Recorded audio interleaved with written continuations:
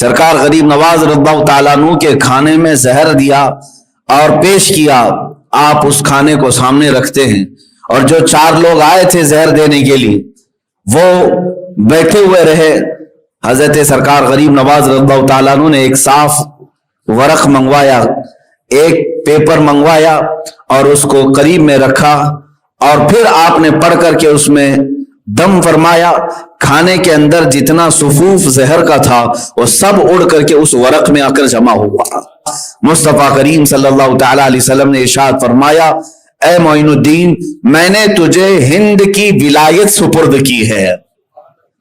हिंदुस्तान जाओ काम करो नहीं, मैंने तुझे हिंद की विलायत सुपुर्द की है।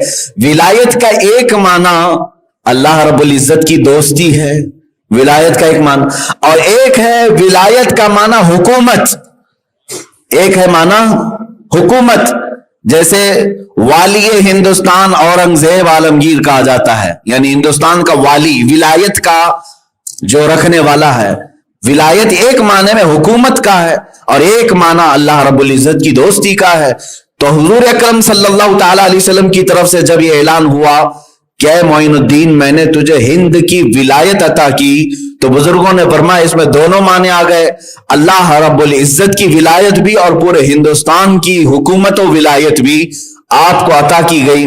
और जो रसूल पाक की जुबान से निकला वो विलायत चंद साल के लिए नहीं होती, इसीलिए हम देख रहे हैं 800 साल गुजर गए, अब भी वो विलायत बाकी है, आज भी वो विलायत बाकी है। मुझे बताओ, अजमेर मोहल्ला कशां चले जाते हैं और से गरीब नवाज के मौके पर, ये वो लोग हैं जिन्होंने कभी गरीब नवाज को देखा ही नहीं। कौन है हम में से देखा हुआ? ना करीब के बाप दादों ने देखा, फिर भी वो अकीदत और मोहब्बत के वहां जान निछावर करने के लिए हाजिर हैं। रास्ते भर तकलीफें उठा करके भी अजमेर मोहल्ला पहुंचते हैं। जिस तरह से भी चाहे एक जम्मे गफीर और से गरीब नवाज में हाजिर होता है। मेरे अजीजों, यही विलायत हिंद है जो सरकार आलम सल्लल्लाहु अलैहि वसल्लम की तरफ से गरीब नवाज को अता की गई, और वो है हुकूमत सरों पर नहीं बल्कि दिलों पर उनकी कायम है। मैं आपको बताऊं, सरकार गरीब नवाज रज़ियल्लाहु ताला अन्हु की करामात, उनकी विलायत, बहुत सारी चीजें आपने सुनी होंगी, लेकिन एक बात यह भी मैं बता दूं कि आप यहां हिंदुस्तान तशरीफ लाए थे तो बड़े आसान और शाहाना अंदाज से नहीं आए। आपका इस्तकबाल या फिर आलीशान तरीके से आपको नहीं लाया गया, बल्कि ये तो कुफरिस्तान में आ रहे थे। आपको मैं बताता हूं, हुजूर अकरम सल्लल्लाहु ताला अलैहि वसल्लम की बशारत के बाद सरकार गरीब नवाज ने पूछा कि ये अजमेर है कहां है। अजमेर का नाम लिया गया था तो उन्होंने पूछा ये अजमेर है कहां। हुजूर पाक सल्लल्लाहु ताला अलैहि वसल्लम की तरफ से आपको एक जन्नती अनार दिया गया था और आप फरमाते उस अनार को आपने तनाउल फरमाया तो आपकी निगाहों में पूरे हिंद का नक्शा सामने उभर कर आया। यहां तक कि फरमाते मैंने अजमेर की पहाड़ियां और नदियां भी देख लिया। रास्ता तय करते हुए जब निकले आप, तो आप मदीने रसूल से फिर वापस बगदाद के रास्ते होते हुए मुल्तान पहुंचे। मुल्तान जो आज पाकिस्तान में, वहां के हालात बड़े खराब थे, मुल्हिद लोग थे, बहुत सारे लोग खुदा का ही इनकार करते। वहां सरकार गरीब नवाज रज़ियल्लाहु ताला अन्हु के साथ कुछ लोगों ने इस कदर सख्त मामला किया कि आपको जहर दिया गया, खाने में जहर मिलाकर। वहां का जो बड़ा मुल्हिद था उसने अपने 4 लोगों को, वो एक अमल होता है जिसको हिप्नोटिज्म कहा जाता है, अमल तनवीम, सुला करके जो ऑर्डर दिया जाए, ये अमल उस जमाने में बहुत मशहूर था। मुल्तान के मुल्हिदीन ने सरकार गरीब नवाज रज़ियल्लाहु ताला अन्हु के खाने में जहर दिया और पेश किया, आप उस खाने को सामने रखते हैं और जो 4 लोग आए थे जहर देने के लिए वो बैठे हुए रहे। हजरत सरकार गरीब नवाज रज़ियल्लाहु ताला अन्हु ने एक साफ वरक मंगवाया, एक पेपर मंगवाया और उसको करीब में रखा और फिर आपने पढ़ करके उसमें दम फरमाया। खाने के अंदर जितना सुफूफ जहर का था वो सब उड़ करके उस वरक में आकर जमा हुआ। और फिर हजरत सरकार गरीब नवाज रज़ियल्लाहु ताला अन्हु ने उन मुल्हिदीन से कहा कि ये ले जाओ, ये जहर जिसने दिया था उसे वापस पहुंचा दो। अल्लाह तबारक व तआला मोइनुद्दीन का हाफिज व निगहबान है। अजीजान गिरामी वक़ार, इस रास्ते में आपको तकलीफों के इस कदर बारिशें हुई, समझ लें आप कि मशक्कतों के पहाड़ ढाए गए। इतना ही नहीं, 30 साल तक आपने क़याम फरमाया मुल्तान में, वहां तबलीग इस्लाम की खातिर। फिर वहां से लाहौर होते हुए दातागंज अली हजवेरी रज़ियल्लाहु तआला अन्हु की बारगाह में क़याम फरमाया तकरीबन 8 महीने तक। फिर वहां से दिल्ली तशरीफ लाए। ये जो आपका सफर हो रहा था, ये सफर जब शुरू हुआ, हिंदुस्तान के हालात क्या थे मैं आपको बताऊं। हिंदुस्तान में खास तौर पर अजमेर में राजा पृथ्वीराज का दौरा था। तकरीबन 52 राजे उसके अंदर में आते थे, दीगर छोटी छोटी रियासतों के सब उसे सजदे करते। उनके यहाँ सख्त तरीन फौज थी जो हर एक को शिकस्त दे देती। राजा पृथ्वीराज ने शहाबुद्दीन गौरी की 12,000 लश्कर को शिकस्त दिया था। उसे बड़ा गुरूर था, तकब्बुर था। और ये जमाना हिंद में ऐसा था कि यहाँ के हालात फारसी की किताबों में लिखे गए हैं कि उस जमाने में ऐसे हालात थे कि लोग गोबर की पूजा, पेशाब की पूजा, शर्मगाहों की पूजा, इन तमाम चीजों में तो मुलव्विस थे। और आज भी तकरीबन कुछ लोग उन कामों में मुलव्विस हैं। उस वक्त लोगों को बदअकीदा करके ऐसा बहका करके रखा गया था कि वो सिर्फ और सिर्फ चंद लोगों के पैरोकार थे। यहां तक कि शूद्र अगर किसी ब्राह्मण के सामने से गुजर जाता तो उसे आग से दाग दिया जाता, कानों में गरम तेल डाल दिया जाता। जुल्म सितम भी था यहां पर। अब उस जमाने में सरकार मोइनुद्दीन गरीब नवाज रज़ियल्लाहु तआला अन्हु हिंद तशरीफ ला रहे हैं। मेरे अजीजों, हमारी तबलीग और आज के जमाने की तबलीग और इस्लाह उनकी बारगाह के एक जर्रे तक भी नहीं पहुंच सकती, इसलिए कि हम तो मुसलमानों के बीच में जा रहे हैं, जहां लोग पहले से हमारे इस्तकबाल के लिए खड़े हैं, गए और उनके दरमियान तकरीर करके आ गए हैं। मैं समझता हूं ये कौन सा कमाल है। सरकार गरीब नवाज जिस वक्त हिंद तशरीफ लाए थे, वहां तो पूरे के पूरे आपके दुश्मन थे और कुफरिस्तान में आए थे। लेकिन एक बात मैं जो बताने जा रहा हूं वो ये है कि पृथ्वीराज की जो मां थी, उसको राजमाता कहते थे। राजमाता वो बड़ी इल्म कहानत में, जैसे एक ज्योतिष थी, इल्म नुजूम की माहिर। उसने काफी साल पहले ही ये सारी चीजें अंदाजा लगा लिया और कहा कि अजमेर में एक दुर्वेश आने वाला है जिसकी वजह से हमारी सल्तनत जेरो जबर हो जाएगी। तो जब उस खातून ने, उस औरत ने ये बात कही, तो फिर उसके बाद हुआ ये कि उस दुर्वेश के न आने के लिए क्या क्या किया गया जानते आप? न आने के लिए ऐलान हुआ था तारागढ़ की पहाड़ियों से, जो बड़े मंदिर हैं, कहा गया कि जितने आसपास बड़े बड़े मंदिर हैं वहां के सब महंत और बड़े बड़े जो पुजारी हैं वो आ जाएं। और आग हवन किया गया। इतनी बड़ी आग लगाई गई थी कि आसमान तक आग पहुंच रही थी। सारे मंदिरों में उस दिन आवाज गूंजने लगी। इस बुनियाद पर हवन किया गया था कि कोई दुर्वेश ना आने पाए, कोई यहां पर ना आने पाए, जिसके मुतालिक राजमाता ने अपने इल्म के मुताबिक देख ली। फिर भी उनको बेकरारी हुई।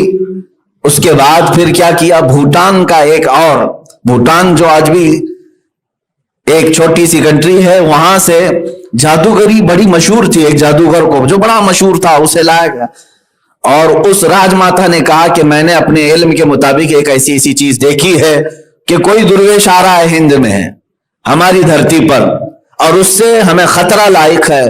क्या तू वो बता सकता है कि वो कहां है, कैसा है, कौन है? उस जादूगर ने अपने मंत्र पढ़ने शुरू की और उसके बाद 4 मुसव्विर जो आर्टिस्ट थे उनको करीब बुलाया और उसके बाद उनके सामने पानी रख करके मंत्र ऐसे पढ़े कि उस पानी में सरकार गरीब नवाज की पूरी तस्वीर आई। ये जादू और कहानत के जरिए से उन लोगों ने यहां तक कर लिया और उन मुसव्विरों ने उसको देख करके तस्वीर भी निकाल ली और फिर फैला दिया कि जो भी इस तरह के दुर्वेश को देखे उसको हमें बता दे, इसका आता पता, ये कहां रहता है, क्या है।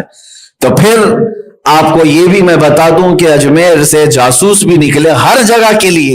एक बहुत बड़ा उनका जासूस था राम प्रकाश, ये गया ढूंढते ढूंढते वहां पहुंच गया मुल्तान में जहां सरकार गरीब नवाज मौजूद थे।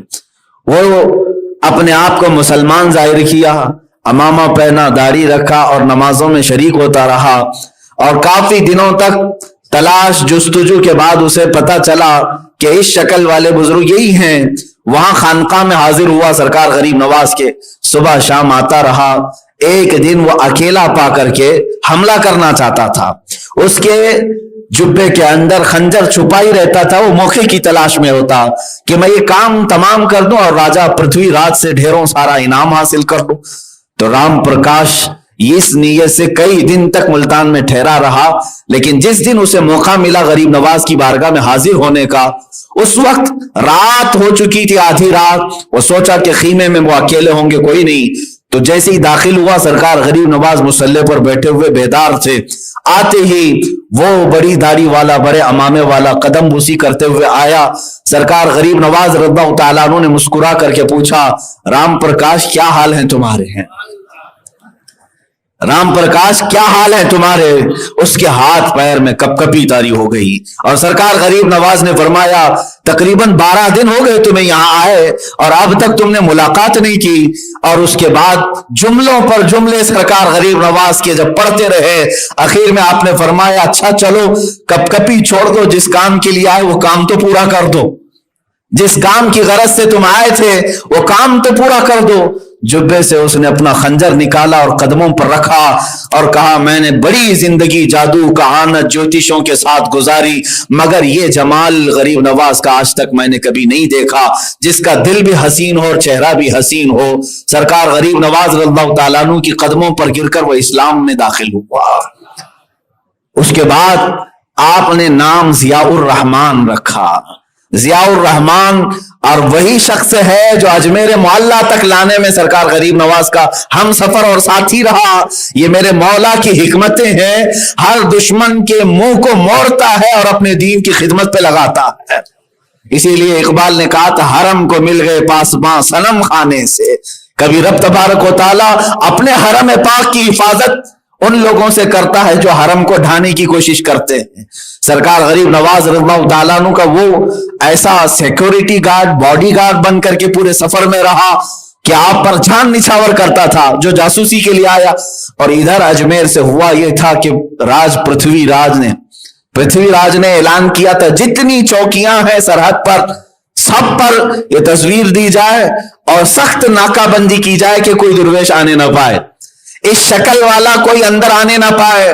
तो सब जगह चौकियां लगाई गई थी। सरकार गरीब नवाज रज़ियल्लाहु ताला अन्हु जब लाहौर से निकलकर तशरीफ ला रहे थे, वो पंजाब का रास्ता था, अमृतसर का, भटिंडा, पटियाला, ये रास्ते से होते हुए आप सरकार गरीब नवाज हिंदुस्तान तशरीफ ला रहे थे।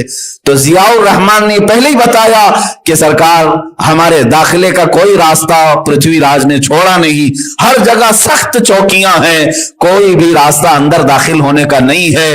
बहुत सरकार गरीब नवाज रज़ियल्लाहु ताला अन्हु ने फरमाया, ए जियाउर रहमान, अब तो कुफरिस्तान में नहीं, अब तो इस्लाम में है। अकीदा ये रख, रास्ते बादशाह नहीं बनाते, अल्लाह रब्बुल इज्जत बनाता है। मखरजा, आपने आयत करीमा पढ़ी और फरमाया, तुझे मालूम है कुरान में अल्लाह फरमाता है, जो अल्लाह का हो गया, अल्लाह से डरा, अल्लाह उसके लिए ऐसी जगह से रास्ता खोलता है जहां उसका गुमान भी नहीं होता। इस आयत करीमा को पढ़ करके आपने कंकरियां उछाली और कहा, चलो बताओ हमें कौन सी चौकी बंद है और कौन सा नाका बंद है। सरकार गरीब नवाज के साथ उस वक्त चंद फकीरों की जमात थी, आप उनके साथ तशरीफ ले आए।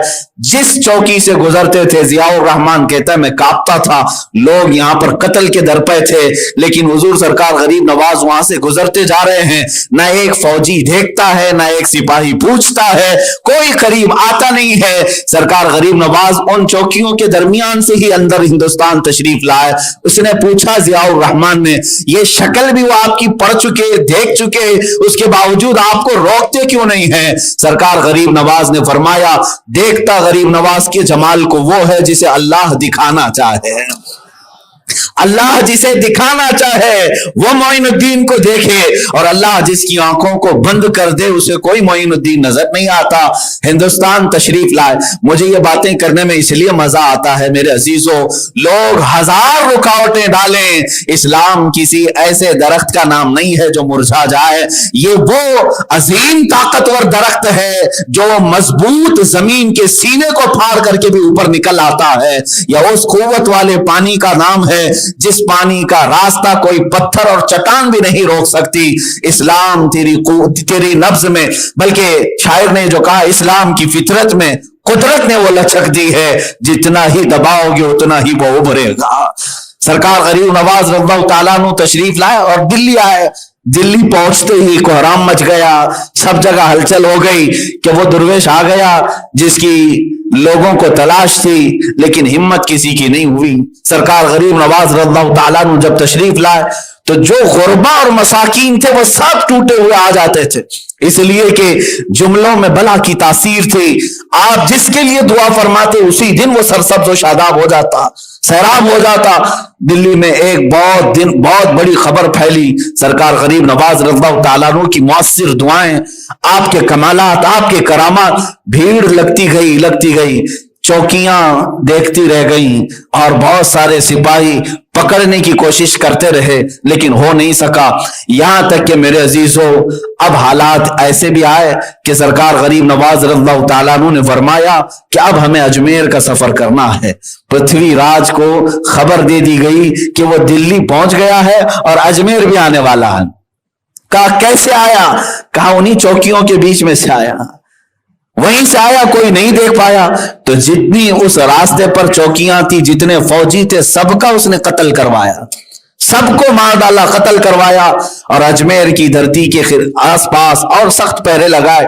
उसकी मां ने बुलाया और कहा मैं इल्मे कहानत में देख चुकी, अब इस दुर्वेश का रास्ता रोकना बेकार है, छोड़ दे और इसके साथ जोर जबरदस्ती ना कर, वरना जिल्लत और रुसवाई होगी और बड़ी बुरी मौत मारे जाएंगे। मां ने कहा बेटे को, जो पृथ्वीराज की मां थी, समझाया, लेकिन वो गुस्से में लाल पीला था। उसने कहा मैं ताकत इस्तेमाल अगर से नहीं करूंगा, लेकिन वो दुर्वेश जो बातिनी ताकत लेकर के आया उसी तरह की ताकत मैं भी उसके लिए इस्तेमाल करूंगा। सरकार गरीब नवाज रज़ियल्लाहु ताला अन्हु देखते देखते अजमेर मोहल्ला भी पहुंच गए, अजमेर भी आए। ये बात मैं इसलिए अर्ज कर रहा हूं मेरे अजीजों कि घूमते फिरते भटकते कोई इस तरह से नहीं पहुंच गया, बल्कि गरीब नवाज के आने की इत्तला हिंद के कुफ्र को खबर थी और यहां कोहराम मचा हुआ था।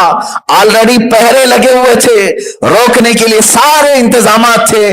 उन तमाम तर दरवाजों को फलांते हुए शहंशाह हिंद अजमेर की धरती पर तशरीफ लाया है। और उसके बाद सरकार गरीब नवाज रज़ियल्लाहु ताला अन्हु के आने के बाद जो आपके ऊपर सख्तियां हुई वो एक दो नहीं, बहुत सारी।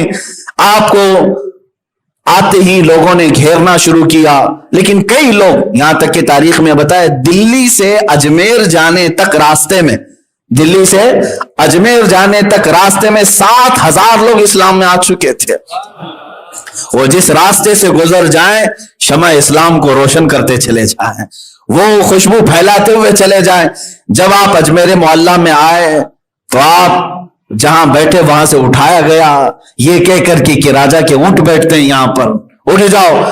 सरकार गरीब नवाज रज़ियल्लाहु ताला अन्हु ने ये फरमाया कि ठीक है, तुम्हारे बादशाह के राजा के ऊंट ही बैठे रहे, हम उठ जाते हैं। वो ऊंटों को बिठाया गया, उसके बाद वो ऊंट उठते ही नहीं थे। दिन गुजर गया, रात गुजर गई, उठते नहीं थे। मार मार करके खींचा गया, उठते नहीं थे। इसलिए कि गरीब नवाज की जुबान से निकला था कि ऊंट ही बैठे रहे। गुफ्त है खुदा बुअत, फारसी में कहा गया अल्लाह के वली का जो कौल होता है वो दर हकीकत रब्बे जुल जलाल का कलमा होता है, अल्लाह ताला की तरफ से होता है। तो उसके बाद फिर आपकी बारगाह में आकर लोगों ने माफी तलाफी की। लोगों को खबर हो गई कि इस दुर्वेश की ताकत मामूली नहीं है, और ऊंटों को आपने उठने का हुक्म दिया तो दोबारा उठाए गए। पृथ्वीराज ने कहा कि मैं ताकत का इस्तेमाल नहीं करूंगा, जो ये अपनी बातिनी कुव्वत का इस्तेमाल करता वही मैं करता हूं। तो वहां पर मौजूद जो सबसे बड़ा जादूगर था उनका, अजय पाल जोगी, उसे बुलाया गया। बड़े इनामात, इकरामात, सारी चीजों का ऐलान, और उसके साथ एक बड़ी फौज आई। अब ये जो मुकाबला हुआ जादू का और एक अल्लाह के वली का, वली की करामत होती है, सहर और शौबदाबाजी नहीं होती। अजय पाल जोगी ने आग फेंकना शुरू किया, लेकिन उनमें से आग की एक चिंगारी भी गरीब नवाज के जुब्बे को नहीं जला सकी, इसलिए कि वो झूठी आग थी। जादू की नजरबंदी हो सकती है। पत्थर फेंकने की कोशिश किया, आपने हिसार फरमा लिया था। اپنے ارد گرد گھیرا بنایا، آپ اور آپ کے مریدین تھے، ایک پتھر بھی اس دائرے کے اندر داخل نہیں ہوتا۔ اللہ جس کی مدد فرما ہے میرے عزیزو، اس نے اپنی طاقت و قوت سے ہوا میں اڑنے کا عمل دکھایا۔ ہوا میں اڑنے کا عمل سرکار غریب نواز کی لکڑی کی جو کھڑاؤں تھی، چپل نالین، آپ نے اسے حکم دیا اور کھڑاؤں اوپر اڑی اور اس کے سر کو مارتے ہوئے نیچے لے آئی۔ ابھی آخری بات تھی، اس نے ہر طرح کے حربے اپنا کر دیکھ لیے۔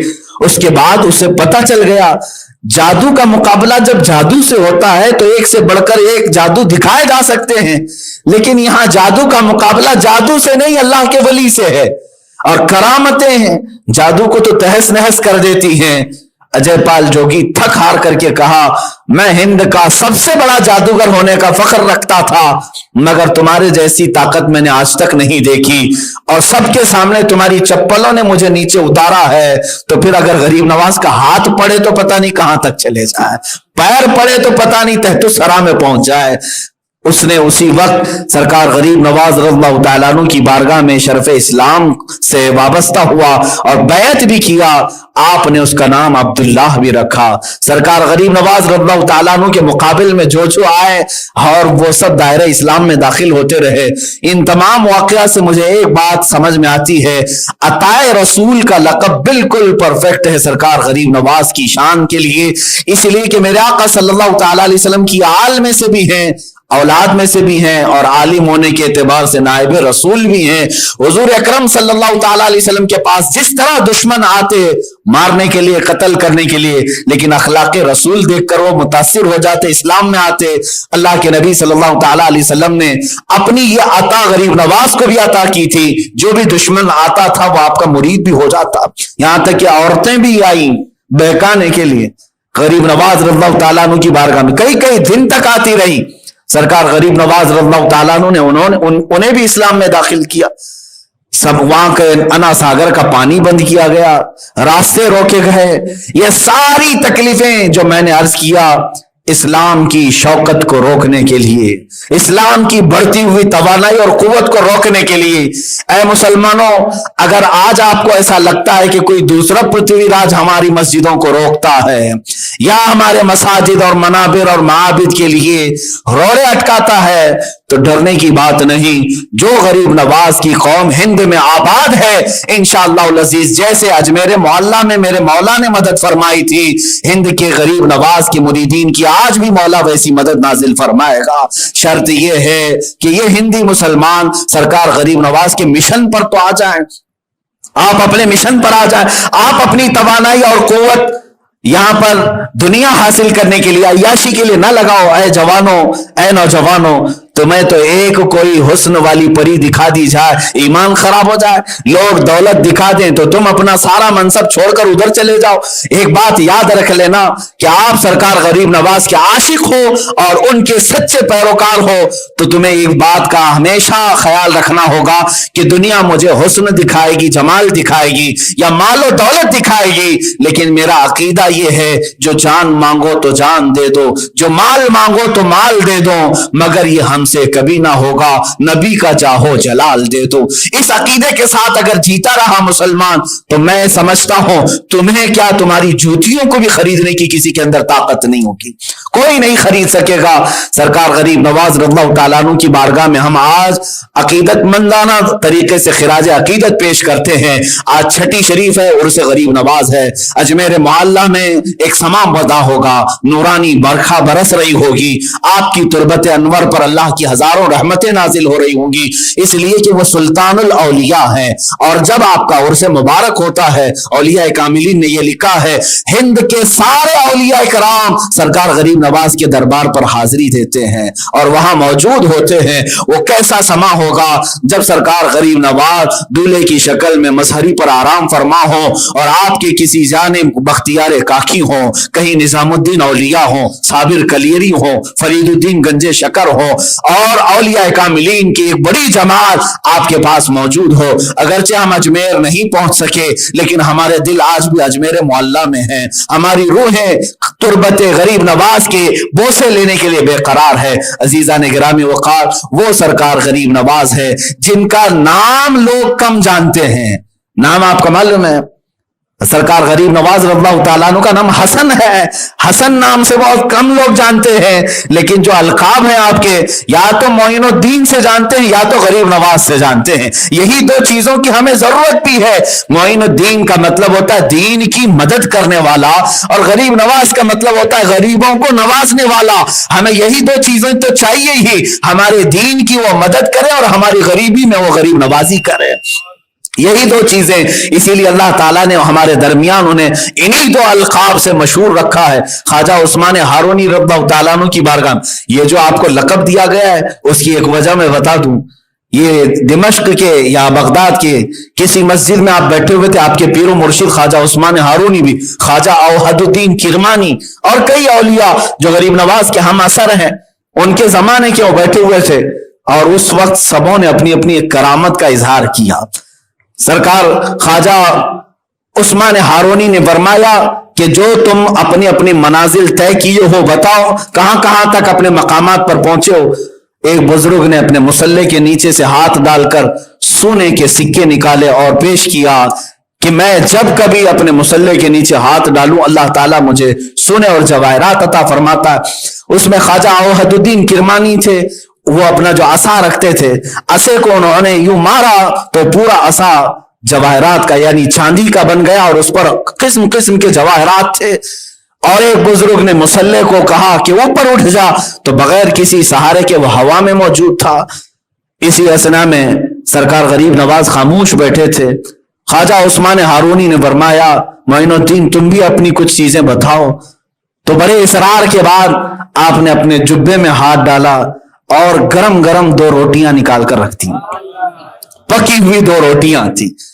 تو دوسرے اولیاء کاملین نے اپنے بڑے بڑے جو کرامات دکھائے, کسی نے سونے جواہرات چاندی اور بہت ساری چیزیں. اس میں روٹیوں کی کیا قیمت, تو سب وہاں رکھے ہوئے تھے سونے جواہرات چاندیاں, اس میں 2 روٹیاں بھی رکھی ہوئی تھی. خواجہ عثمان ہارونی دیکھ کر مسکرا رہے تھے.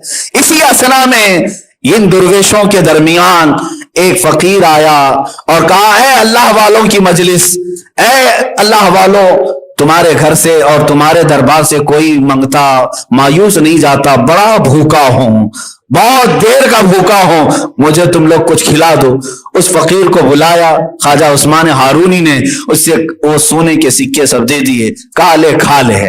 اس نے کہا مجھے بھوک لگی ہے, بھوک لگی ہے. چاندی دے دیا, اس کو کھا لے پیٹ بھر جائے گا. اس نے کہا نہیں, وہ جو آپ کے سامنے 2 روٹیاں رکھی ہیں وہ مجھے چاہیے. خواجہ عثمان ہارونی نے وہ روٹیاں اٹھائی اور دی اور سارے اولیاء جو بیٹھے تھے ان سے کہا تم سبوں نے اپنی اپنی کرامات دکھائی اپنی جگہ پر, لیکن میرا معین الدین وہ دکھایا جو غریبوں کی ضرورت ہے, جو امت مصطفیٰ کی ضرورت ہے. سرکار غریب نواز رضی اللہ تعالیٰ عنہ کو غریب نواز اس دن سے کہا جانے لگا, بلکہ اور بھی دیگر وجہ تسمیہ کے واقعات بیان کیے جاتے ہیں.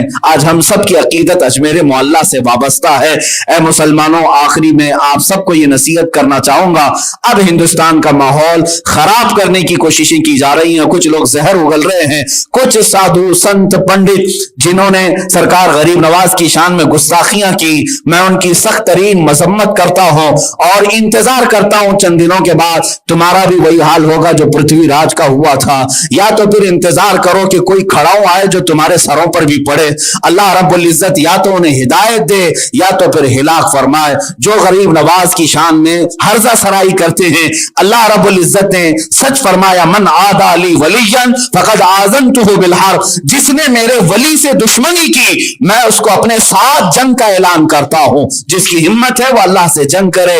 جنہوں نے چھیڑا ہے غریب نواز کو وہ در حقیقت اللہ سے جنگ کو چھیڑ چکے ہے, وہ کسی اور کی طرف سے نہیں, تاج العلماء نورانی میاں صاحب کی طرف سے.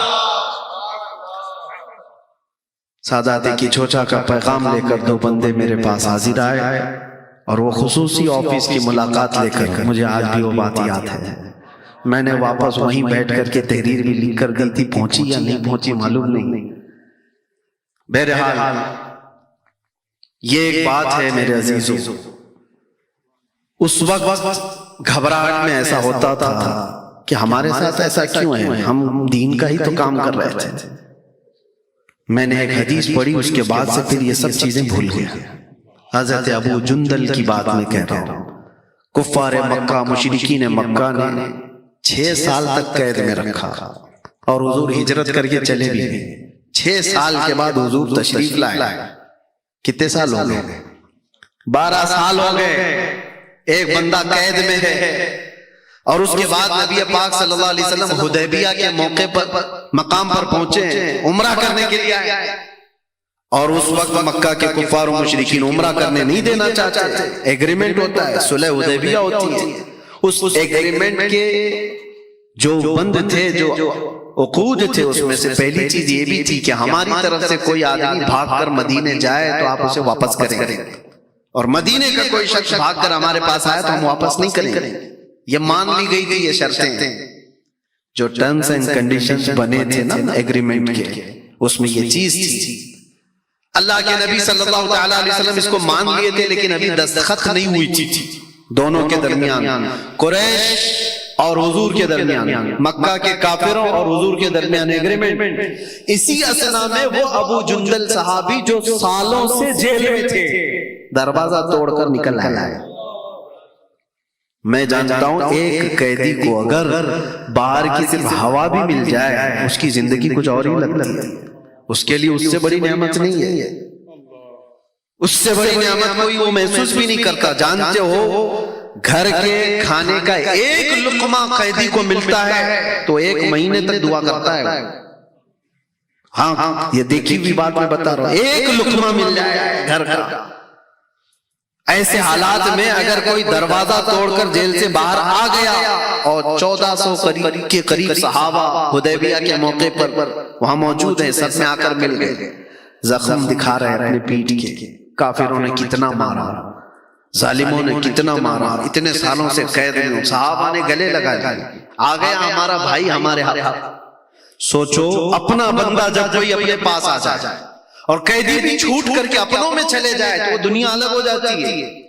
لیکن کافروں کو جیسے ہی پتا چلا، کافروں کو پتا چلا کہ ہمارا ایک قیدی چھوٹ کر کے گیا ہے مسلمانوں کے پاس، تو آئے حضور صلی اللہ علیہ وسلم کے پاس، کہنے لگے کہ ہمارا اور آپ کا جو ایگریمنٹ ہوا ہے، ہمارا کوئی بندہ بھاگ کر آپ کے پاس جائے گا تو آپ اس کو واپس کریں گے، تو اس ایگریمنٹ کے بیس پر آپ ہمارے قیدی کو واپس کیجیے، جو چھوٹ کر کے ہمارے پاس سے گیا ہے اس کو واپس کیجیے۔ حضور نے کہا کہاں ہے ابو جندل؟ صحابہ نے ان کو چھپا دیا، کہا نہیں کیسے دیں گے، ہمارا اپنا بھائی چھوٹ کے آیا ہے۔ اور وہ ابو جندل کہنے لگے کہ مجھے اتنا مارا گیا، اتنے سالوں سے میں ظلم سہ رہا ہوں، کیا مجھے واپس کیا جائے گا؟ حضور صلی اللہ علیہ وسلم نے صحابہ سے کہا کہ ابو جندل کو واپس کر دو۔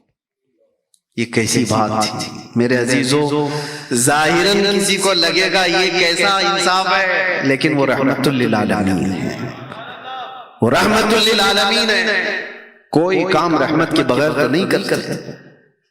تو ابو جندل جب بلائے گئے تو وہ رونے لگے، صحابہ کو دکھا دکھا کر کے کہ مجھے واپس کیا جائے گا۔ صحابہ نے آ کر کے ریکویسٹ کی، یا رسول اللہ صلی اللہ علیہ وسلم ابھی سائن نہیں ہوئی ہے ایگریمنٹ میں، یہ اس سے پہلے کی بات ہے، سائن کے بعد ایگریمنٹ پہ عمل کیا جائے گا، ابھی تو ہم ان کو نہیں بھیجتے۔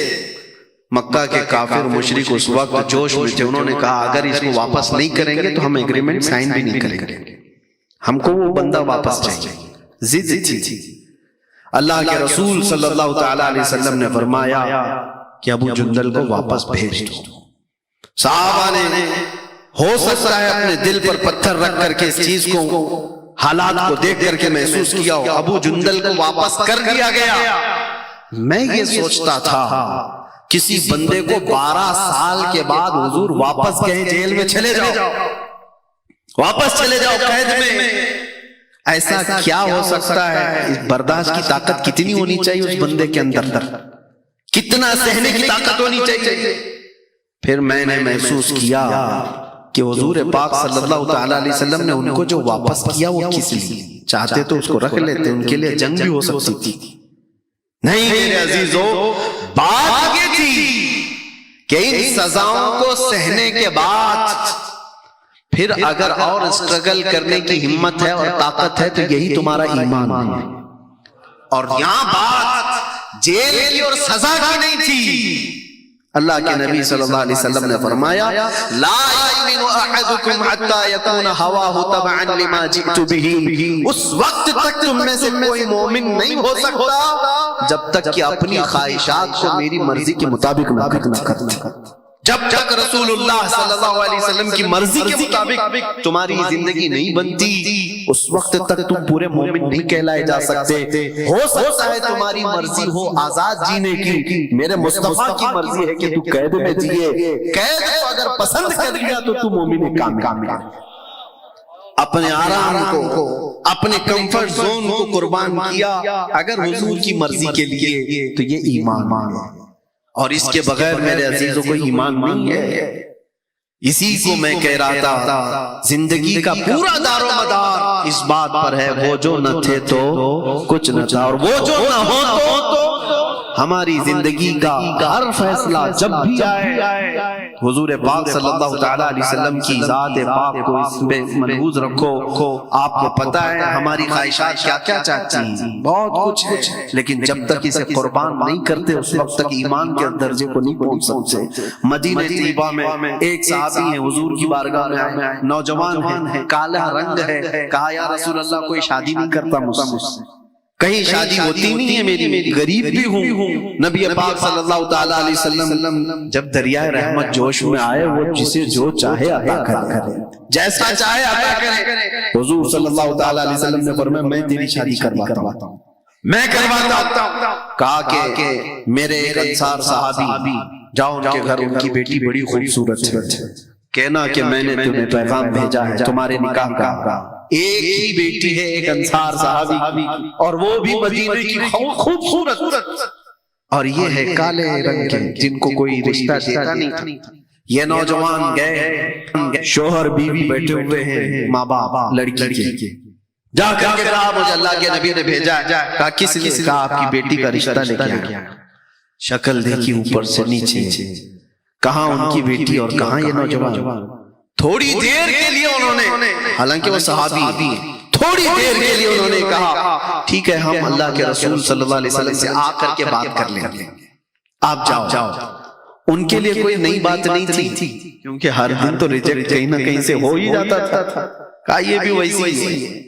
وہ تو نکل کر کے گئے، اندر جو لڑکی تھی وہ سن رہی تھی یہ کنورسیشن۔ آئی، کہا اپنے باپ سے ابا کون آیا تھا؟ کہا ایک نوجوان آیا تھا۔ کیا لے کر آیا؟ کہا تیرے شادی کا پیغام لے کر آیا۔ آپ نے کیا کہا؟ کہا اس کی شکل تو ہم نے دیکھی، ہم نے سوچا حضور صلی اللہ علیہ وسلم سے جا کر کے بات کریں گے۔ میرے عزیزو مدینے کی لڑکی ہے، مدینے کی نوجوان خاتون ہے، اپنے باپ سے کہتی ابا آپ نے صرف اس کی شکل کو دیکھا، بھیجنے والے کی شکل کو نہیں دیکھا، آمینہ کے لال کو نہیں دیکھا، کس نے بھیجا تھا؟ بابا اسی وقت جھاگ گئے، کہا کہ بیٹی نے کہا، ورنہ تو بیٹیاں پہلے ہی سے منہ مسور لیتے، ابا کس سے کر رہے ہو؟ وہ مدینے کی شہزادی تھی۔ کہا ساحری شکل و صورت آپ نے کیوں دیکھا؟ یہ دیکھا ہوتا کہ اللہ کے نبی نے بھیجا ہے۔ اپنی خواہشات کو قربان کرنا اس کو کہتے ہیں ایمان۔ اور وہ گئے، حضور کو ابھی سنا ہی رہے تھے وہ نوجوان کہ ریجیکٹ ہو گیا ہے۔ گیا تھا ان کی لڑکی پوچھنے کے لیے، ان کے ہاؤ بھاؤ سے تو لگ رہا ہے کہ وہ دینے والے نہیں ہیں، یا پھر آپ سے بات کرنے کے لیے انہوں نے ٹال دیا۔ ابھی یہ بات چل رہی تھی، لڑکی کے ماں باپ دونوں دوڑتے دوڑتے آئے بارگاہ مصطفیٰ صلی اللہ علیہ وسلم، عرض کیا یا رسول اللہ ابھی وہ امی فدا، خطا ہو گئی ہماری، ہم تاخیر سے جواب دے رہے ہیں، ہم بھی راضی، ہماری بیٹی بھی راضی۔ آپ نے کہا فرمایا، جانتے ہو اللہ کے نبی صلی اللہ علیہ وسلم نے مسجد نبوی میں نکاح فرما دیا، اسی دن نکاح ہوا۔ نوجوان سے کہا جاؤ کچھ سامان خرید کر کے لاؤ جہیز کا، گھر بسانے کے لیے۔ اب اس نوجوان کو بھیجا گیا سامان خریدنے کے لیے، گھر بسانے کے لیے۔ اسی وقت جنگ کا اعلان ہوا تھا، تبل بج گئے کہ اچانک مشرکین نے حملہ کیا ہے مدینے میں، سب صحابہ نکل رہے ہیں. یہ نوجوان جس کی آج شادی ہوئی ہے، یہ اپنے گھر کا سامان خریدنے کی بجائے جنگ کا سامان خریدنا شروع کیا. تلوار خریدی، بھالا خریدا، نیزہ خریدا، تاکہ ان کے پاس زندگی میں کبھی گھوڑا نہیں تھا وہ خریدا. لوہے کی زرہ جو پہننے کا انہوں بڑا شوق تھا وہ خریدی، ٹوپی خریدی لوہے کی، سب ایک پیسہ بھی نہیں بچایا، سب خرید لیا.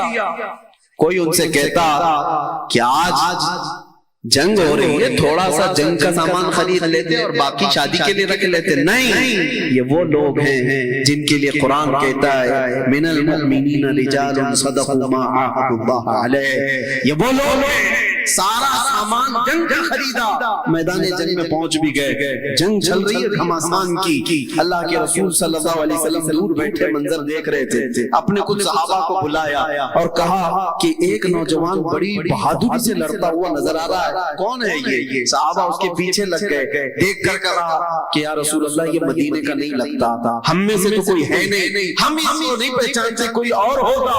حضور مسکرائے، کہا کہ تم نہیں جانتے ہو میرا عبداللہ اسود ہے، اس کی کالی کالی کونیوں سے میں پہچان رہا ہوں. اس کو آج شادی کا سامان خریدنے کے لیے بھیجا تھا، اس نے سارا مال خرچ کر کے جنگ کا سامان خرید لایا ہے. شام ہونے سے پہلے جب جنگ ختم ہوئی، حضور پاک صلی اللہ تعالی علیہ وسلم میدان میں تشریف لائے تو یہ خبر دی گئی کہ یا رسول اللہ آج کا وہ دولہا شہید ہو چکا ہے. اللہ اکبر.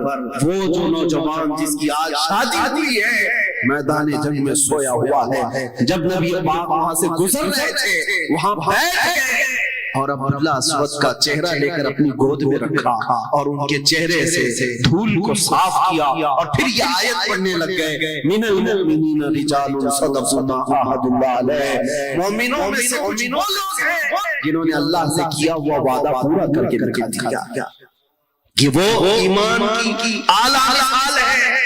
اپنی زندگی کچھ نہیں ہے، حضور کی وفا سب کچھ، اس پر سب کو آپ عدالت رکھو. ایک صحابی انس بن نزیر، ہمارے سارے رشتے میرے عزیزوں ایک بات یاد رکھنا، میں نے جملہ شروع کیا تھا کہاں سے، وہ جو نہ ہو تو، سارے رشتوں میں اس بات کو یاد رکھنا، وہ جو نہ ہو تو وہ ماں بھی کچھ نہیں لگتی، باپ بھی کچھ نہیں لگتا، بیٹا بھی کچھ نہیں لگتا اگر رشتہ حضور سے نہ ہو. اگر حضور پاک صلی اللہ تعالی علیہ وسلم کی نسبت سلامت نہیں تو پھر کوئی رشتہ ہی نہیں ہے.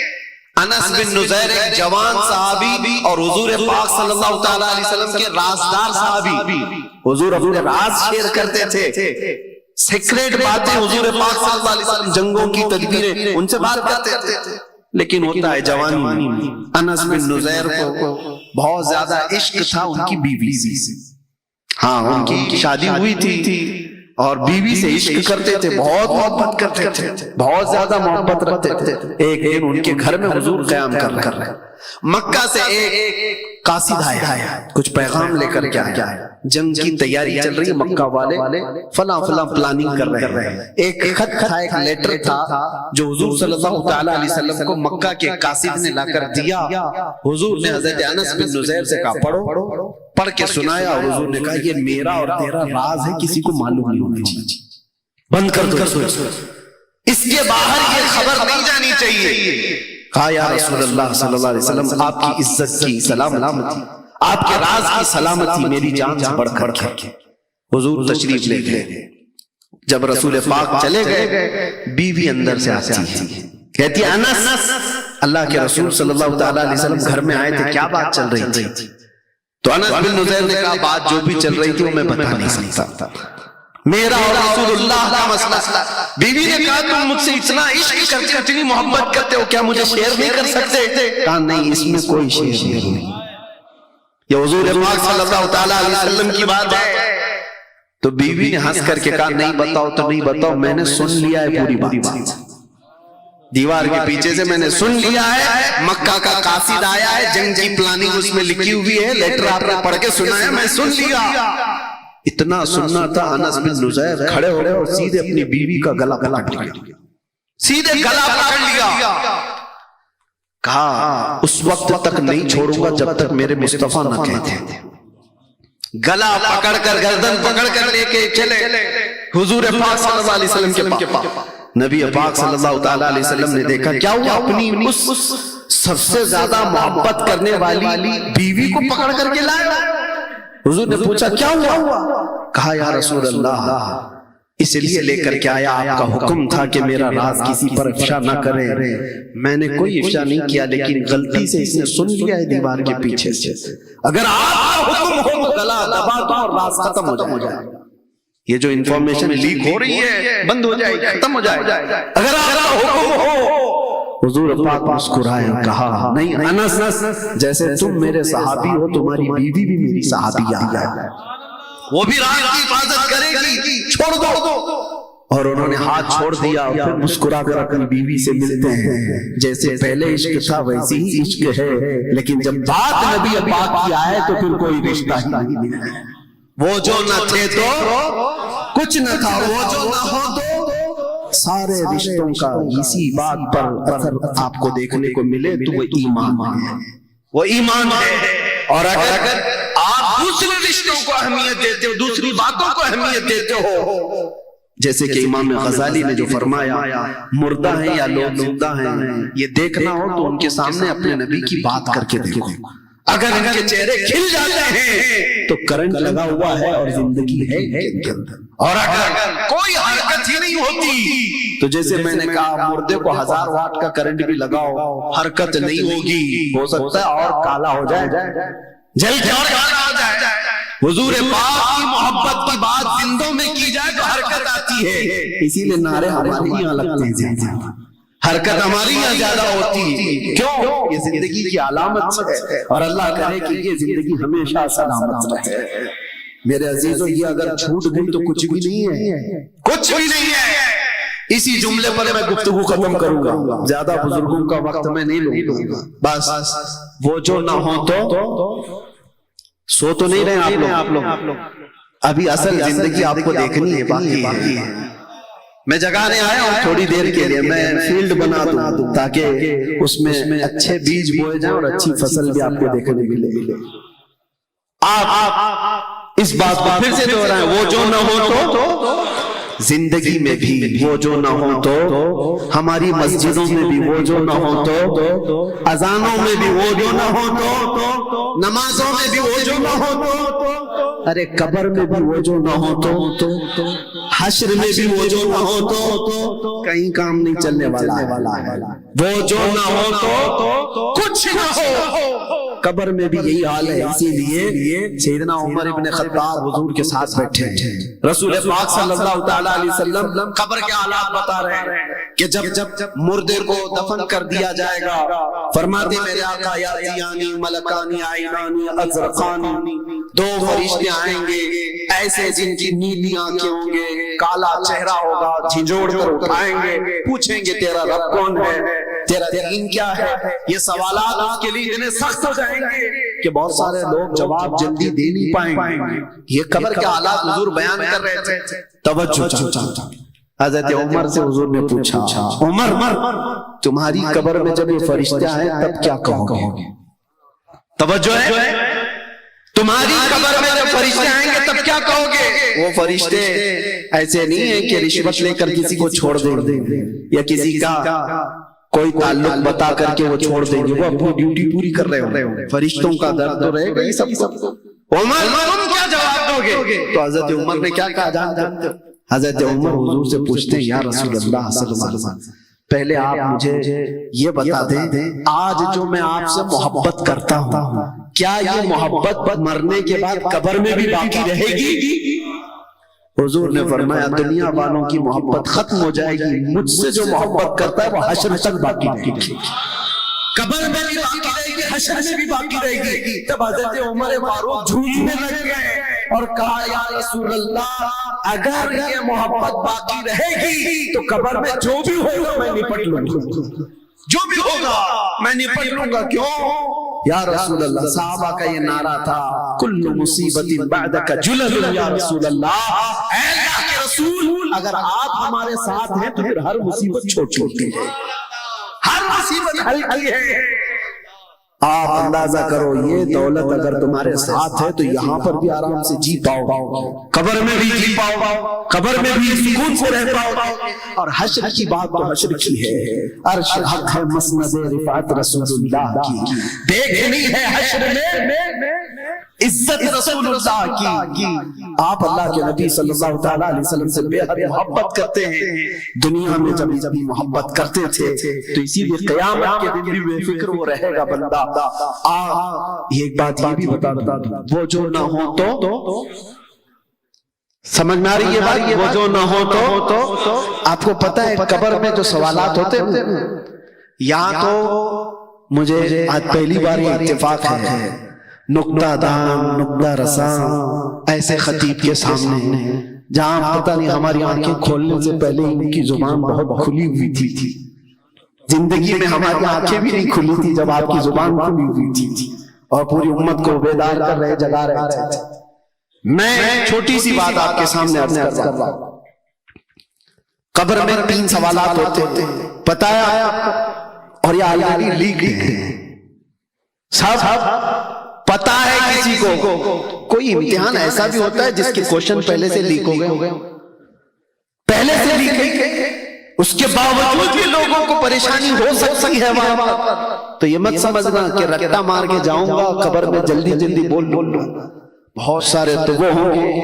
قرآن میں رب تبارک و تعالیٰ نے ارشاد فرمایا نسوا اللہ فانساہم انفسہم، جو لوگ اللہ کو بھول گئے تھے اللہ ان کو اپنا آپ بھی بھلا دے گا، وہ اپنے آپ نہیں پہچان پائیں گے میں کون ہوں، اپنا نام بھی بھول جائیں گے لوگ، جو لوگ اللہ کو بھولے ہوئے تھے۔ خیر سوالات کیا ہیں پتہ ہے نا، من ربک، تمہارا رب، جواب دے سکتے ہیں آپ، تمہارا رب کون، سوال کیا ہے وہ مجھے بتائیے، میں جواب نہیں پوچھ رہا ہوں، کیا سوال کرنے والے فرشتے تمہارا رب کون تھا پوچھیں گے یا کون ہے؟